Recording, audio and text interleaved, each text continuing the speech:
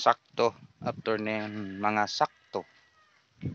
So guys, ngayon oras na mag abuno ng ating cauliflower na seedling. Again, dapat sa pag abuno nito is tuwing hapon lang o early in the morning, pero mainam yung hapon. So yung oras ngayon exactly 4 o'clock in the afternoon. So alas 4 na.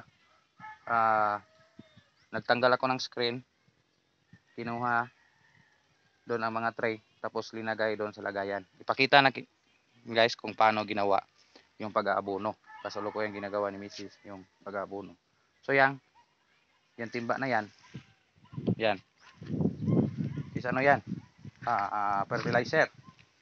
So yung fertilizer na ginawa dyan is napaka smooth lang. Yung light lang synthetic.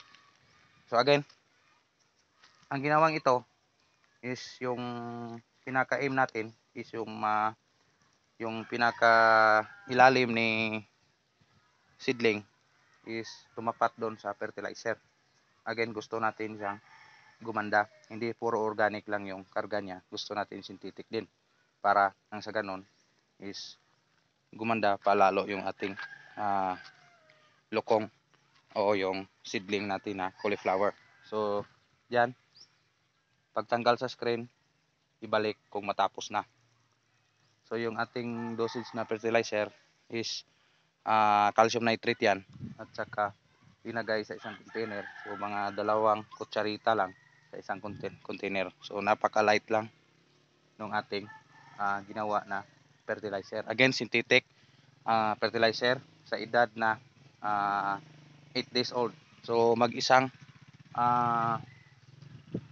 linggo at isang araw yung ating cauliflower na seedling. So, gusto natin gumanda. So, mapadali at matransplant kasi yung area sa likod ko ready na yan. So, and again yung chicken manure natin is nakaplastar na, and then followed by lokong, and then ating seedling. So, and then yung ipot ng manok ilagay dito sa iras o sa ating tudling para nang sa ganon makasipsip siya. Pag start na siyang umamoy ng fertilizer, pag transfer natin is shoot na siya sa kanyang ugat. So nang sa ganon is humigop siya ng humigop. Pag may kasamang organic, lalong gumanda yung ating tanim. Yan si Insakto TV. Salamat.